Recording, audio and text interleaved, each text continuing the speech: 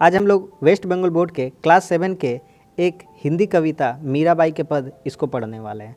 तो चलिए इस कविता को हम लोग पंक्तियों के माध्यम से समझना शुरू करते हैं। यह संपूर्ण कविता आपको 4 भागों में विभक्त हुई मिलेंगी। यह है इसका प्रथम खंड, ये है उसका दूसरा खंड, ये है इसका तीसरा खंड और ये है इसके चौथे खंड। इन चारों भागों के भाव अलग अलग है, तो चलिए हम लोग एक एक करके पढ़ना शुरू करते हैं। देखिए पहली पंक्तियाँ। पहली पंक्ति में सबसे पहले हम यहाँ आपको बता देते हैं कि पहली पंक्ति में मीराबाई क्या कहती है। इस पूरी कविता में, इस पूरे पद में श्री कृष्ण के रूप सौंदर्य, भक्ति, मुक्ति एवं कर्म फल का बड़ा ही मनोरम वर्णन किया गया है। तो पहली पंक्ति में कृष्ण के रूप सौंदर्य का वर्णन किया गया है। मीराबाई प्रभु श्री कृष्ण की अन्यन्य भक्त है। वह प्रभु श्री कृष्ण के जो बाल स्वरूप है उसको अपने आँखों के हृदय में बसाना चाहती है। बसो मेरे नैनन में नंदलाल, मोहिनी मूर्ति सांवरी सूरती, नैना बने विशाल, मोर मुकुट मकराकृत कुंडल, अरुण तिलक दिए भाल, अधर सुधारस मुरली राजती, उर वैजंती माल, क्षुद्र घंटिका कटी तट शोभित, नुपुर सबद रसाल, मीरा के प्रभु सनातन सुखदाई, भगत बछल गोपाल। इन पंक्तियों में जो मीराबाई है प्रभु श्री कृष्ण के बाल स्वरूप को अपने आँखों में बसाना चाहती है। कहती है बसो मेरे नैनन में नंदलाल। नैनन का अर्थात आँख होता है, नंदलाल यानी नंद के लाल यानी प्रभु श्री कृष्ण, मोहनी अर्थात मन को मोहने वाला, मूरत अर्थात सूरत, सांवरी अर्थात सावला, नैना नैना अर्थात आँख, बने विशाल विशाल अर्थात बहुत बड़ा, मकराकृत अर्थात मकर के आकार का, कुंडल अर्थात कानों में पहना जाने वाला कुंडल, अरुण का अर्थ होता है लाल, भाल का अर्थात होता है माथा, अधर होंठ, सुधारस यानी अमृत रस, राजती यानी शोभित, ऊर अर्थात गले गला, क्षुद्र यानी कि छोटी, कटी यानी कि कमर, कटी तट यानी कमर का निचला हिस्सा करधनी, नूपुर का अर्थ होता है पायल, रसाल का अर्थ होता है मधुर, सनातन अर्थात संतों और बछल अर्थात बछल गोपाल अर्थात भक्तों पर कृपा और स्नेह रखने वाला। बसो मेरे नैनन में नंदलाल। मीराबाई कहती है कि प्रभु श्री कृष्ण आप मेरे आँखों में बस जाइए, आप मेरे आँखों में उस रूप में बसिए जिसमें आपकी मोहनी मूरत हो और सांवली सूरत हो, नैना बड़े विशाल और आपके जो नैन हो वो विशाल हो यानी बड़े बड़े हो, मोर मुकुट आपके माथे पर, श्री कृष्ण के माथे पर मोर का मुकुट हो, मकराकृत कुंडल हो और कानों में मकर के आकार का कुंडल हो, अरुण तिलक दिए भाल और माथे पर अरुण तिलक हो अर्थात लाल तिलक हो, अधर सुधारस मुरली राजती और होंठों पर सुशोभित हो जिससे अमृत रस की वर्षा करने वाली मुरली हो, उर वैजंती माल और गले में वैजंती माला हो, क्षुद्र घंटिका कटी तट शोभित, छोटी छोटी घंटियाँ आपके कमर की करधनी में लगी हुई शोभायमान होनी चाहिए, नुपुर सबद रसाल और आपके जो पैरों के पायल हैं उनसे निकलने वाले जो ध्वनि है वह बहुत ही मधुर होने चाहिए, मीरा के प्रभु सनातन सुखदाई, मीरा के प्रभु संतों को सुख देने वाले, भगत बछल गोपाल, हे प्रभु भक्तों पर कृपा और स्नेह रखने वाले आप हमारा भी उद्धार कीजिए। तो चलिए फिर से एक बार समझते हैं। मीराबाई प्रभु श्री कृष्ण के उस रूप को मन में बसाना चाहती है जिसकी मूर्ति मन को मुग्ध कर लेती है, जिसका रूप सांवला सलोना है, आंखें विशाल है, माथे पर मोर का मुकुट है, कानों में मकर के आकार का कुंडल है, मस्तक पर लाल टीका है, होठों पर अमृत की वर्षा कर देने वाली मुरली शोभित हो, गले में वैजंती माला हो, कमर में करधनी में घुंघरू बंधे हो और पैरों में नूपुर शोभायमान हो। कृष्ण का यही रूप मीरा अपने नेत्रों में बसाना चाहती है। तो आपने ये जो 1 नंबर की पंक्तियाँ थी इसमें देखा कि मीराबाई किस तरह से प्रभु श्री कृष्ण के बाल स्वरूप को अपने नैनों में बसाना चाहती है। अब बढ़ते हैं हम लोग आगे। अब हम 2 नंबर के समस्त पंक्तियों को देख लेंगे। हरि तुम हरो जन की पीर, द्रौपदी की लाज रख्यो तुम बढ़ायो चीर, भक्त कारण रूप नरहरि धरियो आप शरीर, हिरण कश्यप मारी लीन हो धरियो नाहीन धीर, डूबते गजराज राख्यो कियो बाहर नीर, दासी मीरा लाल गिरधर हरो मेरी पीर। सबसे पहले अर्थ समझते हैं। नरहरि का अर्थात होता है विष्णु भगवान के 10 अवतारों में से चौथे अवतार। ठीक है, नरहरि का अर्थात क्या होता है? विष्णु भगवान के 10 अवतारों में से चौथे अवतार। हरि अर्थात प्रभु को ही कहा गया है, श्री कृष्ण को। जन का अर्थात होता है सेवक। पीर का अर्थात होता है दुख और कष्ट। चीर का अर्थात होता है वस्त्र या कपड़ा। नरहरि तो मैंने आपको बता दिया। धीर का अर्थात होता है धीरज।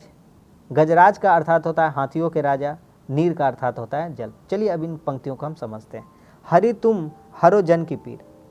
जो ये पंक्तियां हैं, इन पंक्तियों में जो मीराबाई है अपने भक्तों की रक्षा करने के लिए कहती है हरि तुम हरो जन की पीर, अर्थात तुम हम जो सेवक हैं, हम सेवकों के दुख कष्टों को दूर करो, हर लो। हरना अर्थात दूर करना। जिस तरह से तुमने द्रौपदी की लाज रखी थी, जब उसका चीर हरण हो रहा था, जब उसके वस्त्र उतारे जा रहे थे, तो तुमने उसके तन पर जो वस्त्र थे उसे बढ़ा दिया था, जिस तरह से उसका वस्त्र जो हरण कर रहा था वह हरण ना कर पाया, और इस तरह से द्रौपदी की लाज तुमने बचा ली थी। भक्त कारण रूप नरहरि धरियो आप शरीर। भक्तों के लिए ही आपने नरहरि का रूप धारण किया। नरहरि कौन है? विष्णु भगवान के 10 अवतार में से चौथे अवतार है। अपने भक्तों की रक्षा के लिए ही आपने नरहरि का अवतार धारण किया। हिरण्यकश्यप मार लीन्हो धरियो नाही धीर। आपने हिरण्यकश्यप को मारा। डूबते गजराज राखियो। आपने हाथियों के राजा को डूबते हुए बचाया और जल से बाहर निकाला। दासी मीरा लाल गिरधर हरो मेरी पीर। हे प्रभु, मैं आपकी दासी हूँ, आप मेरे आराध्य हैं, आप मेरे प्रभु हैं, आप मेरी जो पीर है अर्थात मेरे जो कष्ट है, मेरे दुख है, उसको हर लीजिए। फिर से एक बार समझते हैं। श्री कृष्ण ने द्रौपदी के लाज की रक्षा करने के लिए उसके जो वस्त्र है, उसकी जो चीर है अर्थात साड़ी है, चीर अर्थात साड़ी होता है, द्रौपदी ने साड़ी पहन रखी थी, तो उसके साड़ी को बढ़ा दिया था, जिससे जो उसका वस्त्र हरण कर रहा था वह न कर पाया। इस तरह से आपने द्रौपदी की लाज बचाई। भक्त प्रहलाद की रक्षा नरसिंह का रूप धारण करके हिरण्यकश्यप को आपने मारा। जल में डूबते हुए गजराज की रक्षा कर उसे जल से बाहर निकाला।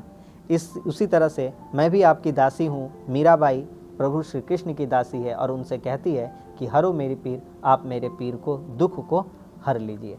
तो इन पंक्तियों में जो मीराबाई है अपने दुखों को, अपने भक्तों के कष्टों को प्रभु श्री कृष्ण से हरने को कहती है। अब बढ़ते हैं आगे।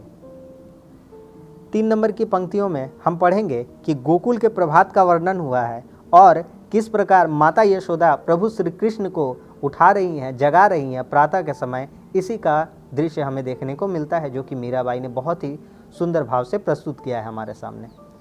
जागो वंशी वारे ललना जागो मेरे प्यारे, रजनी बीती भोर भय हो घर घर खुले किवारे। गोपी दधी मथत सुनियत है कंगन के झनकारे, उठो लाल जो भोर भई है सुनवर ठाड़े द्वारे। सुरनर ठाड़े द्वारे, ग्वाल बाल सब करत कोलाहल जय जय शब्द उचारे। माखन रोटी हाथ में लीनी गौवन के रखवारे, मीरा के प्रभु गिरधर नागर शरण गहे को तारे। रजनी अर्थात रात, दधी अर्थात होता है दही, सुरनर अर्थात होता है देव मनुष्य, द्वारे का अर्थात होता है द्वार, और कोलाहल का अर्थ होता है शोर मचाना। ठीक है। जागो वंशी वारे ललना जागो मेरे प्यारे।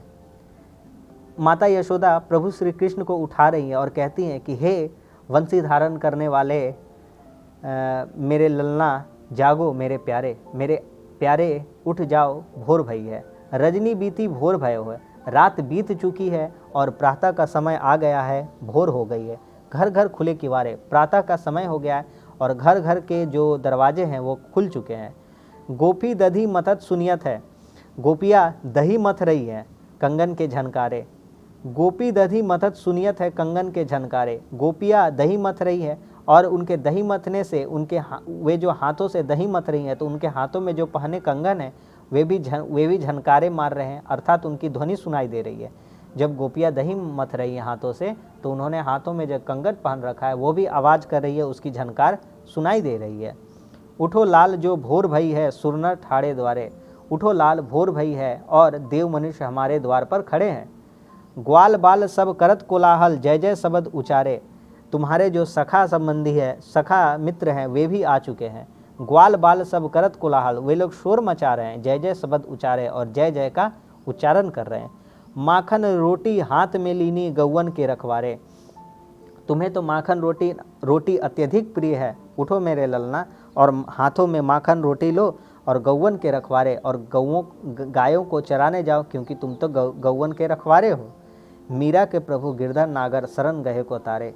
मीरा के प्रभु गिरधर नागर, हे मीरा के प्रभु गिरधर नागर शरण गए को तारे। यह जो मीराबाई है आपके शरण की महिमा का वखान करती है। फिर से एक बार समझा देते हैं। इसमें गोकुल के प्रभात का वर्णन किया गया है। गोकुल में प्रभात सुबह हो जाने पर हर घर के दरवाजे खुल गए हैं, सभी लोग जग गए हैं। हाँ, माता यशोदा कहती है कि उठो ललना, रात बीत गई है, भोर हो गई है, घर घर के किवाड़ खुल गए हैं, दरवाजे खुल गए हैं। गोपियाँ दही मथ रही है और उनके हाथों में जो कंगन पहन रखे हैं उन्होंने दही मथने से उनकी ध्वनि, उनके कंगन के झनकार सुनाई दे रहे हैं। उठो लाल भोर भई है, सुरनर ठाड़े द्वारे, सभी देव मनुष्य द्वार पर तुम्हारा इंतजार कर रहे हैं। ग्वाल बाल सब करत कोलाहल, जय जय शब्द उचारे। तुम्हारे सखा मित्र तुम्हारा इंतजार कर रहे हैं, शोर मचा रहे हैं और जय जय शब्द उच्चारण कर रहे हैं। तुम माखन रोटी तुम्हें अत्यधिक प्रिय है, तुम माखन रोटी हाथ में लो और गौवन के रखवारे, तुम तो गौवन के रखवारे हो, तुम तो गायों की देखभाल करते हो। मीरा के प्रभु गिरधर नागर शरण गए को तारे। अब अंतिम पंक्तियों को हम लोग देख लेते हैं। इन चौथी पंक्तियों में क्या कहा गया है, सबसे पहले ये हम समझ लेते हैं। इन चौथी पंक्तियों में मनुष्य के कर्म के फल का वर्णन किया गया है, यही हम लोग पढ़ेंगे। कर्म गति टारे नहीं टरे, सतबादी हरिश्चंद्र से राजा नीच घर नीर भरे। 5 पांडु अरु कुंती द्रौपदी हाड़ हिमालय गरे। यज्ञ किया बलि लेन इंद्रासन से पाताल धरे। मीरा के प्रभु गिरधर नागर विष से अमृत करे। सतवादी यानी सत्यवादी, हरिश्चंद्र राजा जो सत्यवादी थे। हाड़ अर्थात हड्डी और गरे अर्थात गलना। कर्म गति टारे नहीं टरे। मीराबाई कहती हैं कि यह जो कर्मों की गति है, मनुष्य जैसा कर्म करता है वैसा फल पाता है, यह कभी टलने वाला नहीं है। अर्थात आपकी जैसे कर्म होंगे उसी तरह से आपकी गति भी होगी। सतवादी हरिश्चंद्र से राजा नीच नीर घर भरे। जो सत्यवादी राजा हरिश्चंद्र थे उनको वाराणसी में डोम के यहाँ काम करना पड़ा, उसके घर वे पानी भरते थे। 5 पांडु अरु कुंती द्रौपदी, जो 5 पांडव थे और कुंती और द्रौपदी थी, उनकी जो हड्डियाँ थी वो हिमालय में गल गई थी। यज्ञ किया बलि लेन इंद्रासन से पाताल धरे। बलि ने स्वर्ग के लिए यज्ञ किया पर उसे पाताल लोक जाना पड़ा। यज्ञ किया बलि लेन इंद्रासन, बलि ने स्वर्ग के लिए यज्ञ किया था पर उसे पाताल जाना पड़ा। मीरा के यही अतः कर्म की गति अटल है, जो जैसा कर्म करता है वैसा फल पाता है। इस जन्म में ना तो अगले जन्म में सही, लेकिन उसे अवश्य मिलता है। यही इन पंक्तियों में देखने को मिलता है। फिर से एक बार समझा देते हैं। मीरा के प्रभु गिरधर नागर विष से अमृत करे। हे मीरा के प्रभु गिरधर नागर, आप तो विष को अमृत करने का भी सामर्थ्य रखते हैं। कर्म गति टारे नहीं टरे। इन पंक्तियों में कर्म के फल का, मनुष्य के कर्मों के फल का वर्णन किया गया। कहते हैं कर्म की गति जैसी होगी उसी के अनुसार आपको फल भी मिलेंगे, वह कभी टाले नहीं टलते हैं। राजा हरिश्चंद्र को भी वाराणसी में डोम के यहाँ काम करना पड़ा, उसके घर पानी भरना पड़ा। 5 पांडव, कुंती, द्रौपदी, इन सभी के हड्डियाँ हिमालय में गल गई। जो बलि है वह स्वर्ग पाने के लिए यज्ञ करता है, इंद्रासन पाने के लिए, पर उसे फिर भी पाताल जाना पड़ता है। मीरा के प्रभु गिरधर नागर विष से अमृत करे। मीराबाई कहती है कि हे प्रभु श्री कृष्ण, आप मुझे इस संसार रूपी विष से निकालकर मोक्ष की प्राप्ति कराएं और मेरे इस जीवन को अमृत के समान बना दे। तो यही था इन पंक्तियों का भावार्थ, जो मैंने आपको चारों पंक्तियों का समझा दिया। उम्मीद करता हूँ आपको बहुत ही अच्छे से समझ में आया होगा। और वीडियो अच्छा लगा तो लाइक कर दीजिए, कैसा लगा कमेंट्स करके बताइए, अपने दोस्तों में भी शेयर करिए ताकि उनको भी यह कविता समझने में आसानी हो। और हमारे चैनल को ज़रूर सब्सक्राइब करिए। और क्लास 7 के जो टॉपिक्स होंगे हिंदी के या मैथ्स के, धीरे धीरे मैं सभी सिलेबस को पढ़ा दूंगा। तो चलिए चैनल से जुड़ जाइए।